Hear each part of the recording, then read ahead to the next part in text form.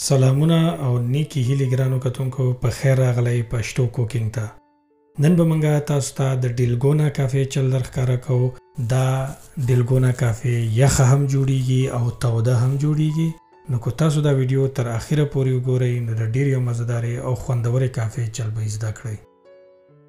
د ټولو نه مخکې به په دې کې زموږ په کاریږي 3 غټې قاشوغې کافې، 3 غټې قاشوغې د چینی یعنی شوګر یعنی بوره، او 3 غټې قاشوغې تودې یعنی سرې اوبه. دا لړلې ډېر زیات ټایم اخلي. دا ټولې به د یو بل سره خو دغسې په یو غټ لوښي کې به یې ولړئ چې ستاسو ته اساني وي،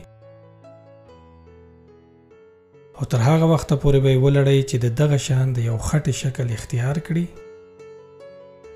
او ښه ټینګه شي لکه دغه رقم. نو کله چې دا تیار شو نو دې ته وایي ډیلګونا کافې. اوس په دې کافې جوړه کړو. نو یخه کافې لاول به یوه غټه قاشوغه یو پیالې ته ور واچو، بیا به پې یو 3-4 د آیس یعنی د واورې ټوټې ور واچو، او یخ شوده یعنی پی به پې ور واچو. د دې په سر باندې به 2 غټې قاشوغې بیا د ډیلګونا ور واچو سره د کاکاو پوډر. نو مخکې د دې نه چې څکو نو د یو بل سره به یې ښه ولړو. دا شوه یخه ډیلګونا کافې.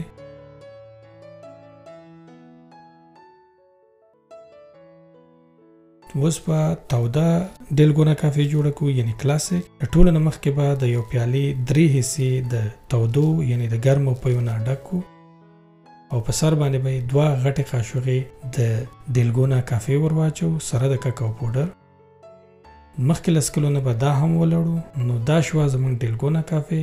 زموږ دا ویډیو کو ستاسو خوښه شوې وي نو زموږ د چینل سبسکرایبول مه هیروئ. ستاسو نه اجازه غواړو د بلې ویډیو پورې. د الله په امان.